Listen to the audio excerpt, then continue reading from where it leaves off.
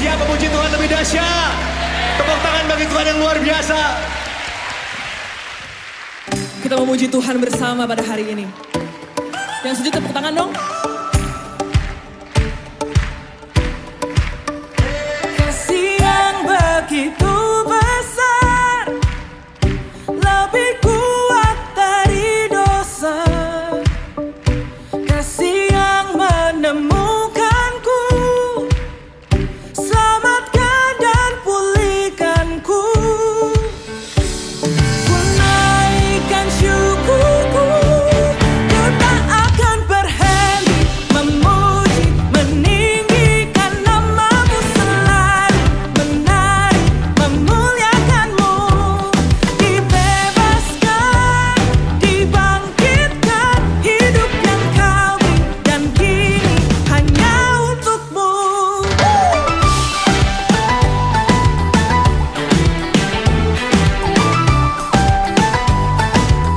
Sama-sama naikkan. Kasih yang begitu besar, lebih kuat dari dosa. Kasih yang menemukanku, selamatkan dan pulihkanku. Ku naikkan syukurku, ku tak akan berhenti memuji, meninggikan namamu selalu, menari, memuliakanmu. Dibebaskan, dibangkitkan, hidup yang kau beri dan kini hanya untukmu.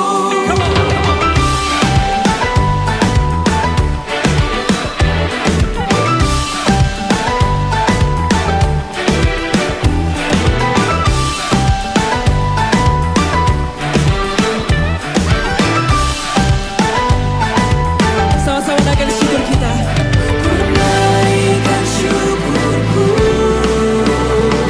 ku naikkan syukurku.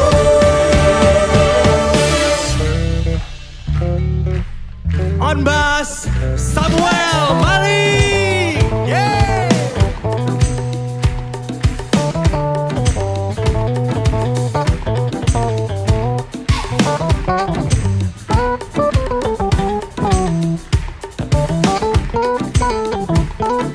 Here we go. Ku tak akan berhenti memuji, meninggikan namamu selalu, menari, memuliakanmu. Dibebaskan, dibangkitkan, hidup yang kau beri dan kini hanya untukmu. Takkan berhenti meninggikan namamu. Dibebaskan, dibangkitkan, hidup yang kau beri dan kini hanya untukmu. Hidup yang kau beri dan kini hanya untukmu.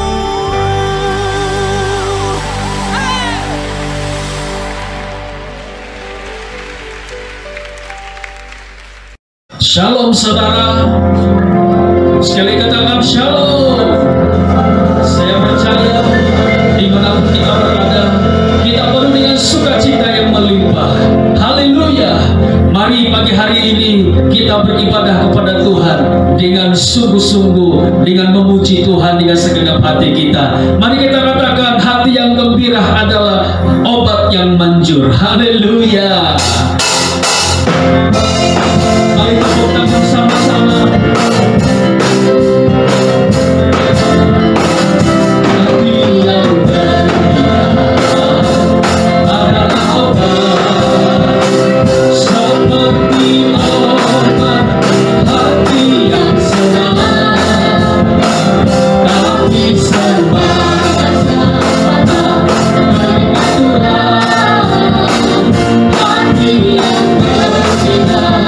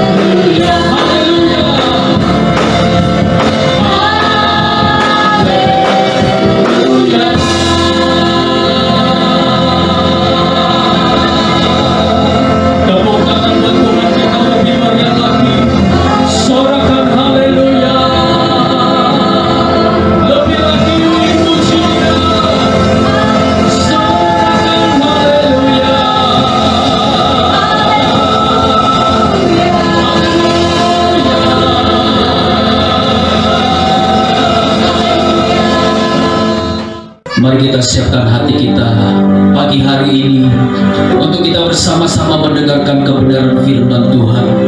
Biar pagi hari ini kita alami lawatan Tuhan yang luar biasa. Kita alami lawatan Roh Kudus dimanapun kita berada, di rumah-rumah, di jalan-jalan, dimanapun saat ini kita mendengarkan firman Tuhan. Ada urapan Tuhan yang luar biasa menjamah kita pagi hari ini. Namun sebelum kita mendengarkan firman Tuhan, mari kita sembah Dia pagi hari ini. Angkat suara kita menyembah Dia. Oh, biar kita alami hadirat-Nya pagi hari ini. Oh, ralabatakara labasanda ralabatakara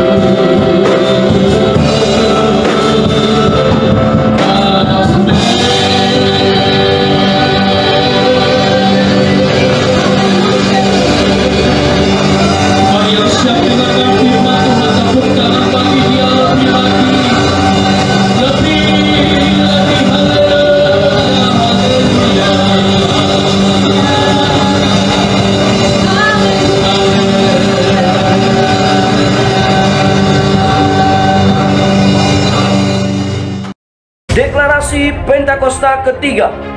Pentakosta ketiga adalah 1. Pentakosta ketiga adalah pencurahan Roh Kudus yang dahsyat di zaman now melebihi yang terjadi di Azusa Street.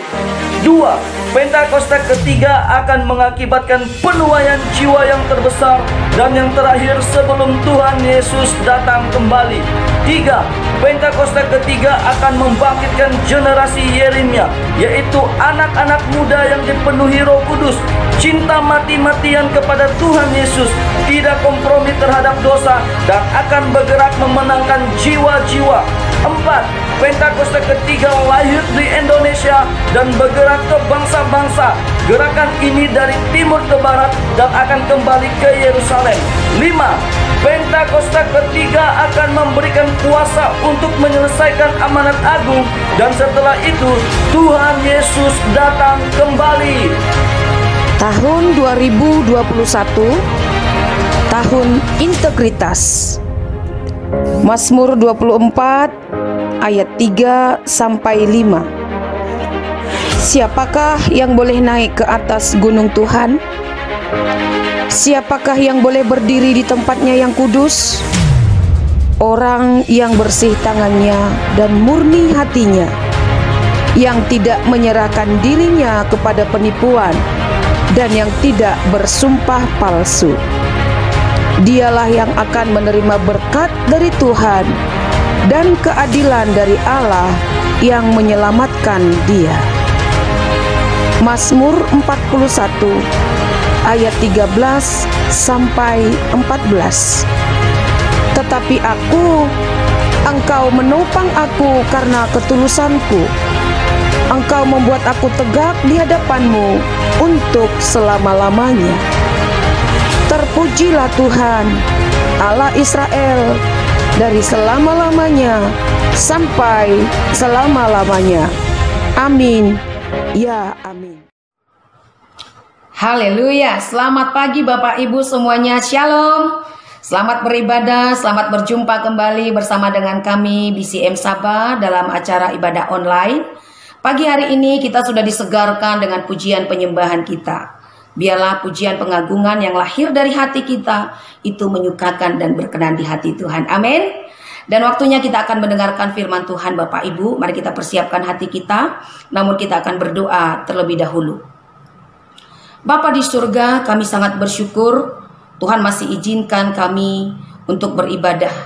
Di minggu kedua di bulan 3 tahun 2021 ini, kami masih ada sebagaimana kami ada. Semua karena berkat kemurahan Tuhan.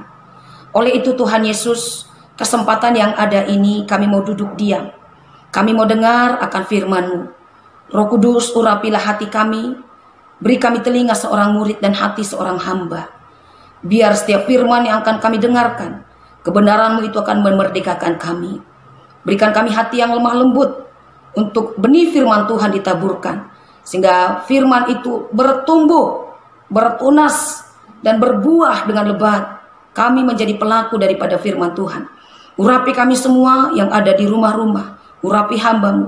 Dan urapi sertai pemberitaan firman Tuhan. Di dalam nama Tuhan Yesus, kami serahkan roh, jiwa, dan tubuh kami. Roh Kudus yang menawan kami. Kami tundukkan seluruh pikiran, perasaan, dan kehendak kami di bawah pikiran, perasaan, dan kehendak Kristus. Di dalam nama Tuhan Yesus Kristus, damai sejahtera Allah turun atas kami saat mendengarkan firman-Mu. Ini doa kami Tuhan. Dalam nama Yesus, kita semua yang siap mendengarkan firman Tuhan bersama-sama dengan saya katakan amin, amin, amin. Haleluya. Puji Tuhan Bapak Ibu Saudara yang dikasihi Tuhan, kita sangat bersyukur.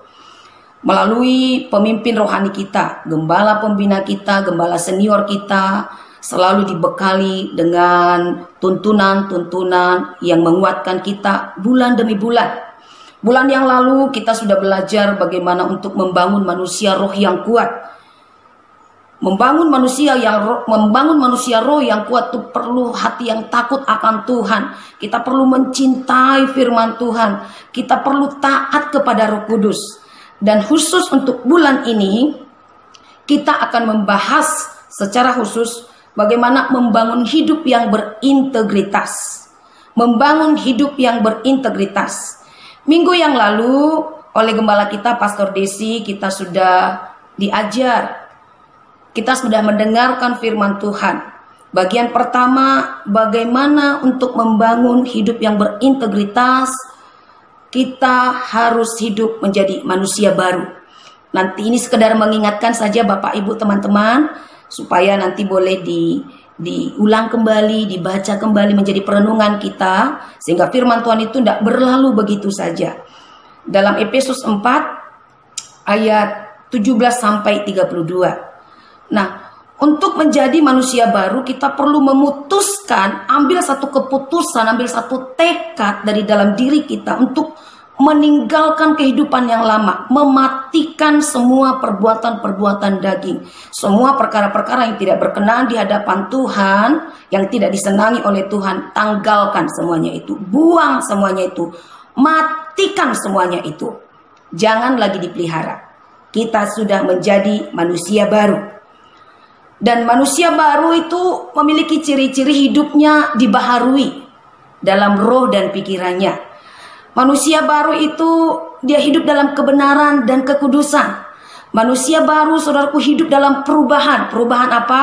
Pola pikir, cara pandang, gaya hidupnya.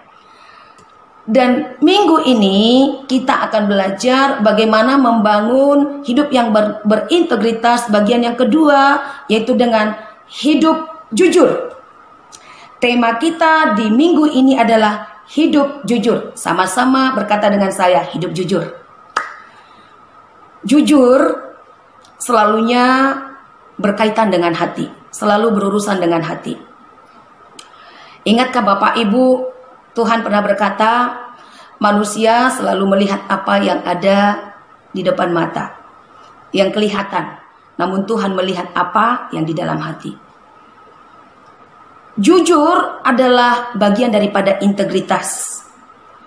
Dalam Kamus Besar Bahasa Indonesia, jujur itu disebutkan lurus hatinya, tidak bercabang, tulus dan ikhlas, tidak berpura-pura, tidak munafik, sikap hatinya murni, ikhlas, tidak berbohong, berkata apa adanya. Itulah jujur Bapak Ibu. Kita sudah dengarkan arti daripada jujur. Dengan kata lain, apa yang kita ucapkan melalui mulut kita yang berasal dari hati, yang dari pikiran kita, itu yang kita tindakkan, itu yang kita lakukan. Di dalam dan di luar harus sama. Itulah jujur. Harus utuh, saudaraku. Ya, kita sudah mendengarkan arti daripada jujur. Nah, betapa pentingnya kita hidup jujur. Sebagai orang percaya, biarlah kita memiliki karakter untuk hidup jujur dalam segala aspek kehidupan. Jujur sama Tuhan, jujur sama sesama, jujur sama diri sendiri, jujur dalam pekerjaan, jujur dalam berkeluarga, jujur kepada gembala, jujur kepada pemimpin, jujur dalam sekolah, dan yang lain sebagainya. Boleh dikatakan kejujuran ini adalah merupakan satu produk yang sangat mahal. Bahkan mungkin sudah sangat langka ditemui. Namun pagi hari ini kita akan belajar dari kitab Amsal pasal 11 ayat 1 sampai 11. Bapak Ibu teman-teman boleh baca dari rumah masing-masing dan boleh iringi pembacaan saya. Amsal 11 ayat 1 sampai 11. Neraca serong adalah kekejian bagi Tuhan, tetapi ia berkenan akan batu timbangan yang tepat. Jikalau keangkuhan tiba, tiba juga cemooh. Tetapi hikmat ada pada orang yang rendah hati. Orang yang jujur dipimpin oleh ketulusannya, tetapi pengkhianat dirusak oleh kecurangannya. Pada hari kemurkaan, harta tidak berguna, tetapi kebenaran melepaskan orang dari maut. Jalan orang saleh diratakan oleh kebenarannya, tetapi orang fasik jatuh karena kefasikannya. Orang yang jujur dilepaskan oleh kebenarannya, tetapi pengkhianat tertangkap oleh hawa nafsunya. Pengharapan orang fasik gagal pada kematiannya, dan harapan orang jahat menjadi sia-sia. Orang benar diselamatkan dari kesukaran, lalu orang fasik menggantikannya. Dengan mulutnya, orang fasik membinasakan sesama manusia, tetapi orang benar diselamatkan oleh pengetahuan. Bila orang benar mujur, beria-rialah kota, dan bila orang fasik binasa, gemuruhlah sorak-sorai. Berkat orang jujur memperkembangkan kota, tetapi mulut orang fasik meruntuhkannya. Wow, haleluya.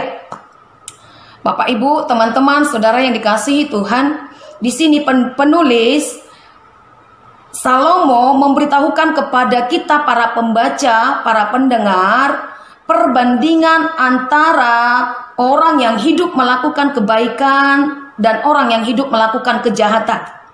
Ada perbedaan antara orang yang hidup melakukan kebaikan dan kejahatan. Itu sudah pasti. Ada perbedaan antara orang yang hidup beribadah dengan orang yang tidak beribadah. Ada kutuk, ada berkat. Kalau hidup dalam kejahatan, pasti hidup di dalam kutuk. Berkatnya itu kutuk, saudara. Tapi kalau hidup kita berjalan dalam kebenaran, kita akan mengalami berkat-berkat yang Tuhan janjikan. Orang yang hidup dalam kebenaran, dia akan menikmati rasa aman, akan menikmati damai sejahtera, sukacita dalam hidupnya. Tapi sebaliknya, orang yang hidup dalam kejahatan, hidup semaunya, melakukan dosa sesuka hatinya, itu akan membawa kehancuran. Pagi hari ini ada 3 poin yang kita mau belajar. Dari pembacaan yang sebentar tadi kita sudah baca, ada 3 berkat yang kita terima apabila kita hidup jujur. Yang pertama di ayat 1. Ayat 1 berkata begini, neraca serong adalah kekejian bagi Tuhan, tetapi ia berkenan akan batu timbangan yang tepat. Neraca serong adalah kekejian bagi Tuhan. Neraca itu adalah satu timbangan ataupun ukuran yang dipakai untuk mengukur material ataupun non-material. Namun kalau kita melihat dalam terjemahan yang lain, neraca serong ini disebut dengan penipuan. Penipuan, segala jenis penipuan adalah kekejian bagi Tuhan. Segala neraca serong yang dimaksudkan di sini adalah segala macam perbuatan yang tidak adil, yang curang, tipu daya dalam berurusan dengan siapapun, dalam segala hal, berlekak-lekuk, berdolak-dalik. Inilah neraca serong. Tuhan tidak berkenan akan itu, dan itu merupakan kejijikan di hati Tuhan, di mata Tuhan. Sebagai anak-anak Tuhan, janganlah kita mau mendukakan hati Tuhan kita. Kita mau melihat Tuhan kita senang. Amin Bapak Ibu teman-teman. Di poin yang pertama, apa yang akan kita peroleh apabila kita hidup jujur? Yang pertama adalah memperoleh perkenanan dari Tuhan. Daud, seorang yang berkenan di hadapan Tuhan. Kenapa hidupnya berkenan di hadapan Tuhan? Daud pernah melakukan kesalahan. Betul. Fatal dosanya, saudara. Dia berzina dengan Batsyeba. Dan dia melakukan pembunuhan secara berencana kepada suami daripada Batsyeba. Namun apa yang terjadi ketika ditegur oleh Nabi Nathan? Daud tidak menutup-nutupi kesalahannya. Daud tidak menyembunyikan dosanya. Dia datang di hadapan Tuhan. Dia merendahkan dirinya di hadapan Tuhan. Dia mencari Tuhan dengan sungguh-sungguh. Dia bertobat sungguh-sungguh di hadapan Tuhan. Dan saya tidak pernah membaca, saudaraku, di dalam Alkitab Daud mengulangi dosa yang sama. Mari kita belajar dari sikap Daud. Daud berkenan di hadapan Tuhan karena dia melakukan kehendak Tuhan pada zamannya. Dia merendahkan dirinya di hadapan Tuhan. Sikap Daud yang rendah hati, yang minta ampun ketika dia berdosa melakukan kejahatan di hadapan Tuhan.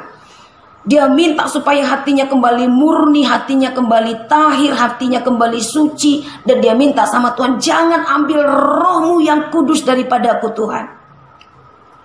Daud berkata, selidiki aku, lihat hatiku, apakah ku sungguh mengasihimu, Yesus. Daud berkata kepada Tuhan dengan berani, selidiki aku Tuhan, uji aku Tuhan, bentuk hatiku, lihat hatiku. Karena di hadapan Tuhan tidak ada yang tersembunyi. Garis bawah itu Bapak Ibu, di hadapan Tuhan tidak ada yang tersembunyi. Semuanya terbuka, semuanya transparan. Mari kita belajar hari-hari ini menjadi seorang yang dikenan oleh Tuhan. Sama seperti Daud dikenan oleh Tuhan. Perkataan berkenan di dalam Kamus Besar Bahasa Indonesia itu disenangi, disukai, diterima dengan senang hati, cocok. Bahasa Sabah bilang, orang Sabah bilang, ngam betul di hati, sesuai. Perkataan berkenan ini biasa digunakan sebagai, dipakai untuk kata-kata penghormatan kepada orang-orang di pejabat-pejabat tinggi, orang-orang terhormat yang duduk di bangku-bangku pemerintahan, saudara. Jadi hari-hari ini, mari kita punya hati yang jujur supaya kita berkenan di hadapan Tuhan. Kita sesuai di hati Tuhan. Kita cocok di hati Tuhan. Tuhan senang dengan kita. Tuhan suka dengan kita, saudara. Ini yang kita rindukan hari-hari ini. Jangan ada kekejian, jangan ada penipuan, tipu muslihat, kecurangan yang kita lakukan. Biarlah kita hidup berkenan di hadapan Tuhan. Yang kedua, apa yang akan kita peroleh apabila kita hidup jujur adalah memperoleh pembelaan dari Tuhan. Di ayatnya yang ketiga dikatakan begini. Orang yang jujur dipimpin oleh ketulusannya. Orang jujur dipimpin oleh ketulusannya. Saya ingat kisah Ayub. Ayub seorang yang saleh, dia jujur, dia takut akan Allah, dia menjauhi kejahatan. Namun Tuhan mengizinkan dia untuk masuk dalam satu ujian yang berat. Tapi dia lulus, saudara. Dalam sekejap mata, dalam serta-merta, harta bendanya habis ludes. Semua lenyap. Apa yang dia miliki habis semuanya. Anak-anaknya meninggal. Dia mengalami penderitaan yang sangat sakit dari ujung kepala sampai ujung kakinya. Saudaraku, mengalami borok. Istrinya tidak support dia, tidak mendukung dia. Istrinya berkata, kutukilah Allahmu. Sungguh berat penderitaan yang dialami oleh Ayub. Namun karena Tuhan menemukan Ayub seorang yang jujur, seorang yang saleh, seorang yang menjauhi kejahatan, seorang yang takut akan Tuhan. Kalau Bapak Ibu membaca akhir daripada kisah Ayub pasal 42, apa yang hilang di dalam Ayub? Yang pernah hilang diganti 2 kali lipat. Dipulihkan hidup Ayub. Semua ditambahkan. Di hari-hari ini saudaraku, kalau kita mau melihat pembelaan Tuhan dalam hidup kita, dalam keluarga kita, dalam rumah tangga kita, dalam pekerjaan pelayanan kita, atas kota bangsa kita, kita mau melihat pemulihan, mari kita hidup jujur. Katakan, saya mau hidup jujur. Poin yang ketiga, apa yang kita peroleh apabila kita hidup jujur? Memperoleh promosi dari Tuhan. Di dalam ayat yang ke-9 dan 10 berkata, bila orang benar mujur, beria-rialah kota. Berkat orang jujur memperkembangkan kota. Berkat orang jujur itu membawa satu jawaban. Itu membawa satu kebahagiaan. Itu membawa satu kemakmuran. Dengan kata lain, di mana kita tinggal, di mana Tuhan percayakan kita, di mana kita ditempatkan oleh Tuhan, apabila hati kita jujur, takut akan Tuhan, hati murni, tulus di hadapan Tuhan, menjauhi kejahatan, maka hidupmu menjadi jawaban. Hidupmu membawa pemulihan. Akan ada promosi dari Tuhan. Ingat bagaimana kisah tentang Yusuf. Yusuf, saudaraku, dia seorang yang sangat disayangi oleh ayahnya. Dan abang-abangnya membenci dia. Singkat cerita, dia dimasukkan dalam lubang sumur, dia dijual, dan dia berada di rumah Potifar. Istri Potifar merayu dia dengan berbagai cara, saudaraku. Namun Yusuf, dia tidak mengindahkan rayuan daripada istri Potifar. Dia meninggalkan dosa. Dia tidak mau tubuhnya itu dicemari dengan yang namanya dosa, kejahatan. Dia mau tetap hidup jujur sekalipun tidak ada yang melihat pada waktu itu. Namun Yusuf, dia sadar betul ada sepasang mata yang selalu melihat perbuatannya. Itu sebabnya dia tidak berdiam diri, dia melarikan diri, dia buka bajunya, dia lari, dia meninggalkan istri Potifar. Sekalipun mungkin dia harus menanggung fitnahan, dia harus dituduh, namun tidak menjadi persoalan buat Yusuf. Yusuf dimanapun dia ditempatkan oleh Tuhan, ketika dia berada di penjara, dia disertai Tuhan, dia disenangi, dia disayang, dan dia menjadi orang dua yang terkenal, menjadi orang yang dipromosikan, yang dipakai, yang diangkat oleh Tuhan untuk memberikan makan bagi banyak orang. Demikianlah hidup setiap kita, Bapak Ibu, saudaraku yang dikasihi Tuhan. Apabila kita hidup jujur hari-hari ini, selalu mengandalkan Tuhan, selalu menjauhi kejahatan, selalu menjauhi dosa, tidak menginginkan kedagingan kita, maka yang terjadi, Tuhan akan angkat kita. Tuhan akan promosikan kita. Bila kau yang membuka pintu, tak ada yang dapat, tidak ada yang dapat menutup. Kalau Tuhan yang sudah mengangkat, tidak ada yang dapat menurunkan. Oleh itu hari-hari ini Bapak Ibu, mari kita hidup jujur. Hiduplah jujur dimanapun kita berada. Karena Tuhan selalu mengawasi hidup kita. Saya tutup di sini. Sadarilah, semua bentuk kekejian yang tidak berkenan di hati Tuhan, jangan lakukan itu. Semua bentuk kekejian yang tidak disenangi oleh Tuhan, jangan pernah sentuh itu. Buang itu semuanya. Jangan lagi kembali kepada hidup masa lalu. Untuk itu milikilah hati yang jujur, supaya kita mengalami perkenanan Tuhan, kita mengalami pembelaan Tuhan, kita mengalami promosi daripada Tuhan. Mari kita sama-sama belajar Bapak Ibu untuk menyukakan hati Tuhan melalui kejujuran kita dalam segala aspek kehidupan, supaya hidup kita menjadi teladan bagi banyak orang. Dan jangan pernah menurunkan standar kejujuran itu demi keinginan dunia ini. Kerinduan saya, biar firman Tuhan yang kita dengarkan pada pagi hari ini Ini akan menguatkan kita, mengubah hidup kita. Kalau dulu mungkin kita masih suka berbohong, suka menipu, suka dolak-dalik, suka curang, ya, hidup tidak benar, sesuka hati melakukan dosa. Ini waktunya. Mari kita hidup jujur supaya Tuhan disukakan. Sekian firman Tuhan. Tuhan Yesus memberkati kita semuanya, dan mari kita berdoa bersama-sama. Kami sangat bersyukur Tuhan, Kau sangat mengasihi kami. Kau tidak pernah meninggalkan kami. Engkau sayang kepada kami. Siapa yang kukasihi, kutegur dan kuhajar, Engkau berkata Tuhan. Kalau hari-hari yang lalu seringkali kami melukai hatimu, kami tidak hidup jujur, kami berlaku curang, kami berdolak-dalik, banyak dosa, pelanggaran, kejahatan yang kami lakukan, ampuni kami. Biarlah kiranya firman-Mu yang kami sudah dengarkan sebentar tadi, itu akan mengubah hidup kami, membuat hidup kami tidak akan sama lagi. Hari-hari ini Roh Kudus yang menolong kami untuk kami hidup jujur, sehingga hari demi hari kami boleh menjadi orang yang berintegritas, orang yang dikenan, yang disukai oleh Tuhan.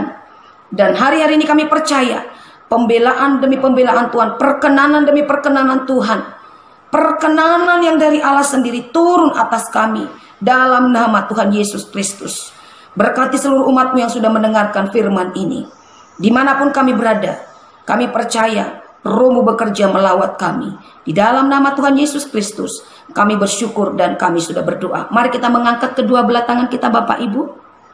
Terimalah berkat daripada Tuhan pada pagi hari ini.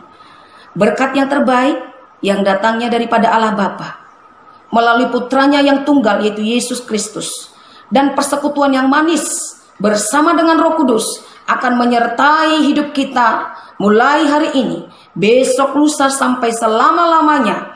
Tuhan Yesus datang menjemput kita, orang-orang yang selalu mengasihi Dia. Dalam nama Tuhan Yesus kita, dalam nama Tuhan Yesus, kita yang sudah diberkati oleh Tuhan, sama-sama berkata, amin, amin. Tuhan Yesus memberkati.